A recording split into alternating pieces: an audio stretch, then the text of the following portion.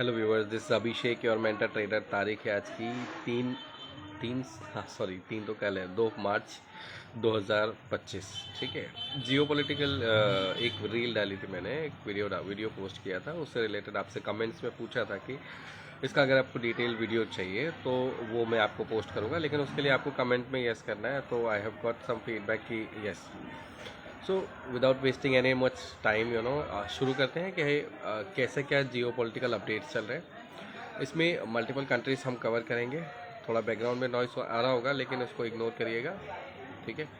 तो कंट्रीज़ की बात करें तो स्टार्टिंग करेंगे यूएसए से कि यूएसए में कैसा क्या चल रहा है, इसको एक बार डिस्कस कर लेते हैं। ठीक है। डोनाल्ड ट्रंप की बात करें इन एनी केस, तो डोनाल्ड ट्रंप का स्टैंड बिल्कुल अलग है कंपेयर टू जो भी अदर यूएस के प्रेसिडेंट्स रहे हैं। उनका व्यू स्ट्रेट है, मेक अमेरिका ग्रेट अगेन। तो वो व्यू को लेकर वो बहुत स्ट्रांगली खड़े हुए हैं। ठीक है।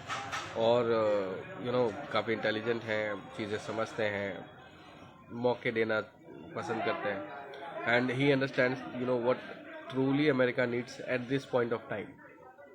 ठीक है। अब उसके लिए चाहे फिर वो जेलेंस्की से बात करनी हो, रशिया को खुश रखना हो, या फिर चाइना को अंडर कंट्रोल रखना हो, ठीक है, ये सारी चीज़ें वो अपने लेवल से कर रहे हैं। और ये सब चीज़ें न्यूज़ फ्लो में आपको दिख भी रहा है कि किस तरह के स्टेप्स वो अपने उठा रहे हैं। अब एक एक करके हम कंट्रीज़ की बात करेंगे, यूनियंस की बात करेंगे, क्योंकि ये सारे अपडेट्स आपके लिए जानना अभी के लिए ज़रूरी है, ताकि आपके जो नेक्स्ट अपडेट आएंगे उससे आप इनको कनेक्ट कर सको। until and unless you connect the dots you don't get the clarity, and clarity is something which is very important. तो स्टार्टिंग करेंगे यूरोपियन यूनियन और इससे रिलेटेड अपडेट्स है। ठीक है। तो बहुत सारी अपडेट्स आपके पास ऑलरेडी हैं, जैसे कि यूरोपियन यूनियन अपने लिए न्यू लीडर की तलाश कर रहा है। उनमें से ही किसी एक को बनाने की बात चल रही है, न्यूक्लियर शील्ड बनाने की बात चल रही है, फ्रांस को लीडर बनाने की बात चल रही है। और ये सब इसलिए हो रहा है क्योंकि अमेरिका ने एक स्टेप पीछे लिया है। एलोन मस्क ने खुल के ये कहा है कि नेटो से दूर होना है, नेटो से अलग होना है, इवन यूएन को छोड़ देना है, यूएसए ने छोड़ देना चाहिए। तो वो प्रोस्पेक्ट अलग है। बट अगर ईयू की बात करें, यूरोपियन यूनियन की, तो नेटो का एक ही बेनिफिट था कि यूएसए जैसा स्ट्रॉन्ग पावर साथ में था। बट अगर यूएसए ही नहीं रहेगा तो फिर नेटो का क्या मतलब रहेगा। वो एक ग्रुप रहेगा, लेकिन फिर उसका वो वैल्यू नहीं रहेगा, वो वर्चस्व नहीं रहेगा। नेटो का रूल ये था सिंपल, एक पे अटैक मतलब सब पे अटैक, और वो सारी चीज़ें चलती थी। बट अब उस चीज़ का कोई वैल्यू नहीं रह जाएगा। ये बात हुई यूरोपियन यूनियन की। यूरोपियन यूनियन अभी ना बहुत टेंशन में है, बहुत प्रेशर में है, क्योंकि रशिया का एग्रेशन उनको पता है। रशिया किसी भी चीज़ को हल्के में नहीं लेता है, बहुत स्ट्रैटेजिकली चीज़ें करता है। तो यूरोपियन यूनियन का डर वाजिब है। तो अगर इस बारे में बात करें, अगर हम दूसरे पहलू में जाएं, रशिया यूक्रेन जो मैटर चल रहा है उसकी बात करें, तो रशिया यूक्रेन मैटर का ऐसा है कि जेलेंस्की साहब ने जब से ये वॉर में पड़े हैं रशिया के साथ में, सिर्फ और सिर्फ एक ही चीज़ करी है, यूक्रेन का सत्यानाश। ठीक है। तो उससे रिलेटेड आप सारी चीज़ें न्यूज़ फ्लो में है, पैसा मिल रहा है और आप लड़ाई करे जा रहे हो, ये कोई सेंस नहीं बनता। ये बनता है कि आपको ये देखना है कि मेरे पास कितने रिसोर्सेज हैं, मेरे कंट्रीमैन कैसे खुश रह सकते हैं, या उनका मैं अच्छे के लिए कुछ कर सकता हूँ। लड़ाई लड़के किसी भी कंट्री का कभी भला नहीं हुआ। और इन 3 साढ़े 3 सालों में जो भी यूक्रेन रशिया वॉर का जो भी साइड इफ़ेक्ट है वो वहाँ की जनता भुगत रही है। और इससे रिकवर करने में इवन रशिया को भी 8 से 10 साल लग जाएंगे। ठीक है। रशिया के पास रिसोर्सेज की कमी नहीं है, बट यूक्रेन के पास में सपोर्ट की बहुत कमी है। तो ये भी एक बड़ा जियोपॉलिटिकल मूव है। अभी जो ट्रंप और जेलेंस्की का मीट हुआ था, उसमें जेलेंस्की ने उस पॉइंट को उसको चाहिए कि वो कहीं ना कहीं पीस हो जाए रशिया यूक्रेन वॉर में, लेकिन अपनी कंडीशन पे, जो कि आज की डेट में पॉसिबल नहीं है।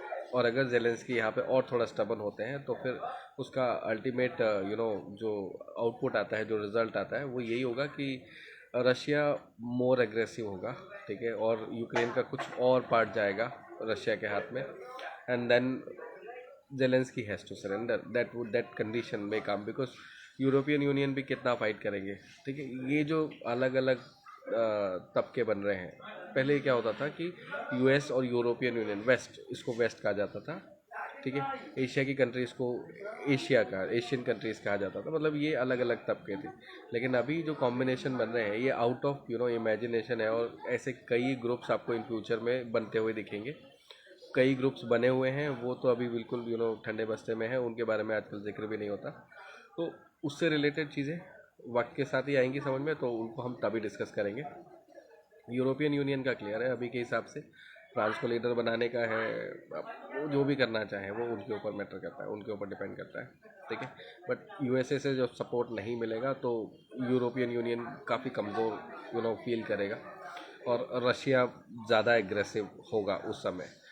अब वो कॉन्टेक्स्ट तभी होगा जब एक वॉर से वो निकल के थोड़ा समय सुस्ता ले, उसके बाद में फिर ये सारी चीज़ें चालू होंगी। लेकिन जिस हिसाब से ये सब चीज़ें चल रही है, वर्ल्ड वॉर 3 को नकारा नहीं जा सकता। इसकी संभावनाएं नियर टर्म में 3-4 साल में कम है, लेकिन उसके बाद में इसकी संभावनाएं बढ़ सकती हैं जब यूएस में may be new president elect आए, या फिर उसके बाद में जो वो पॉलिसी डिसाइड करें।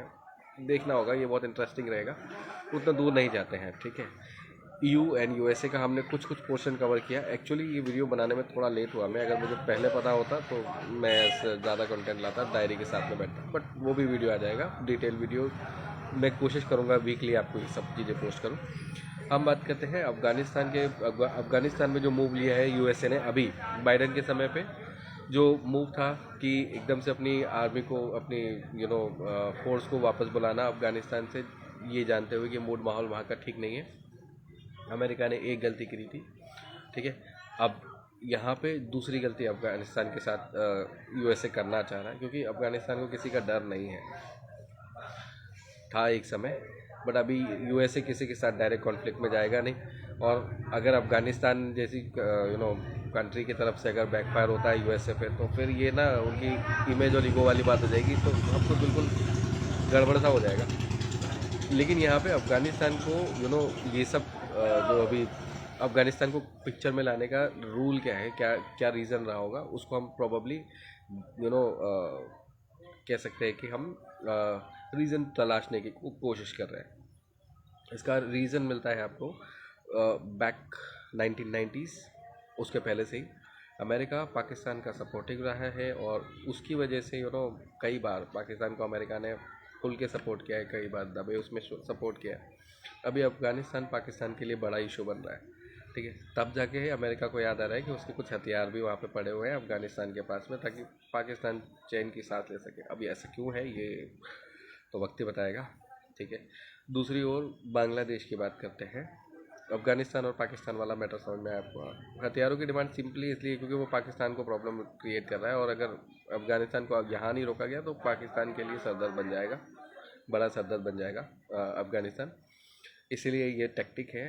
रिसोर्सेज वगैरह वापस लेने का अमेरिका का कोई ऐसा खास इंटेंशन है नहीं, ठीक है। सिर्फ बोलने की बातें हैं, करते तो वो वही है जो उनको करना है, तो इन सब प्रपंचों में जाने की ज़रूरत नहीं है। रही बात अगर हम करें बांग्लादेश की, तो जो हमारे नियर बाय कंट्रीज़ में हो रहा है, एशिया पैसिफिक की बात करेंगे अभी, क्योंकि जो पॉलिसी मेकर्स हैं दे आर हिडन, ठीक है। बहुत सारी कॉन्स्पिरेंसी वो करते रहते हैं, वो बाय द टाइम 10 साल 20 साल बाद सामने आती है कि ये सब भी चल रहा था, और अभी भी कुछ ना कुछ चल रहा है, ठीक है।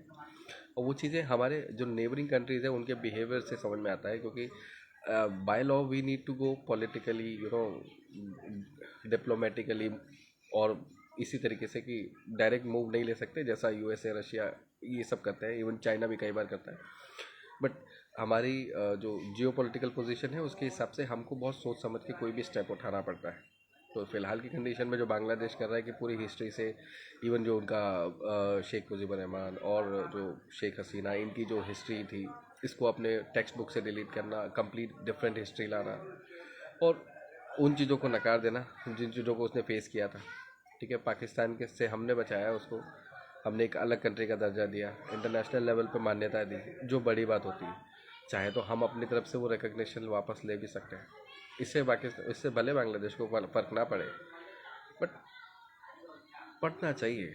कुछ ना कुछ चीज़ें ऐसी होनी चाहिए जो पीस लेकर आए। लेकिन किसी भी कंट्री को देखो आप, एक्सेप्ट इंडिया और अ फ्यू कंट्रीज जो पार्टिसिपेट ही नहीं करते इस तरह के किसी भी चीज़ों में, उनके अलावा कोई ना कोई किसी ना किसी से लगा पड़ा है, भिड़ा पड़ा है। और कई जगह ऐसी है जहाँ पे वॉर बिल्कुल दरवाजे पे खड़ी है, कि चाहे वो आप ताइवान और चाइना की बात कर लीजिए, चाहे वो अज़रबैजान या और उससे रिलेटेड कंट्री की बात कर लीजिए, चाहे वो इसराइल का एग्रेशन हो जो कुछ समय के लिए अभी शांत है, बट बहुत जल्दी वो चीज़ भी फिर से आएगी, क्योंकि गाज़ा वाला मैटर अभी सॉर्ट आउट हुआ नहीं है। गाज़ा की ये बात आपको याद रखनी है, 2 वीक पहले हम डिस्कशन कर रहे थे कि गाज़ा का पूरा जो एरिया है उसको खाली करने का बोला है ट्रंप ने, और वहाँ पे उनका कुछ अलग व्यू है, जिसके लिए वो वहाँ के लोगों को रिशफल करेंगे कि एक जगह से दूसरी जगह लेके शिफ्ट करवा देंगे, ताकि गाज़ा को कम्प्लीटली एक अलग तरीके से डेवलप किया जा सके। सेंस तो बनता नहीं है इतने लोगों को करना और ये सब चीज़ें, बट होने वाला है ग्रेटर इजराइल का सपना। इसके बारे में अभी ये समझ लीजिए कि साल 1.5 साल कोई अपडेट नहीं आएगा, उसके बाद ही कुछ अपडेट आएगा इसराइल से रिलेटेड। बट जो चीज़ें हैं इंडिया के सराउंड में चल रही हैं वो सोचने वाली है, और इससे रिलेटेड कुछ और टॉपिक्स भी हैं, बट ज़रूरी नहीं है और पॉसिबल नहीं होता कि एक ही वीडियो में सब कुछ हो पाए। तो इसके लिए ये लाइव पे मैंने जितनी बातें कवर की है, ये भी मैंने बहुत ब्रीफ पॉइंट लिए हैं। हो सकता है आपको लगे कि कुछ पॉइंट्स मैंने रिपीट किए, बट अगर जेन्युइनली आपके कुछ क्वेरीज हैं किसी पर्टिकुलर टॉपिक पे, आपको डिटेल वीडियो चाहिए, पॉइंट टू पॉइंट आपको वीडियो मिलेगा, बट उसके लिए कमेंट जल्दी करना पड़ेगा and you need to give me some time. Okay, markets open होंगे तो कल मॉर्निंग डिस्कशन में हम फिर से मिलेंगे ही। OI डेटा एनालिसिस यूट्यूब पे आता ही है, ठीक है, सेम नाम से चैनल है अभिषेक द मेंटर ट्रेडर, उसको फॉलो करके रहिए, जुड़े रहिए, और लेवल पसंद आए तो लाइक शेयर भी करिए इन चीज़ों को, ठीक है। अभी के लिए इतना ही, मिलता हूँ, आगे दीजिए। मैं जैसे ही कुछ और अपडेट्स आएंगी मैं फिर से एक पर्टिकुलर वीडियो बनाऊंगा, and that I will shoot in the day time. तो ये जो अभी बच्चों के खेलने की आवाज़ें हैं और ये सब शोर है, ये आपको उतना डिस्टर्ब नहीं करेगा, ठीक है। अभी के लिए इतना ही, मिलते हैं।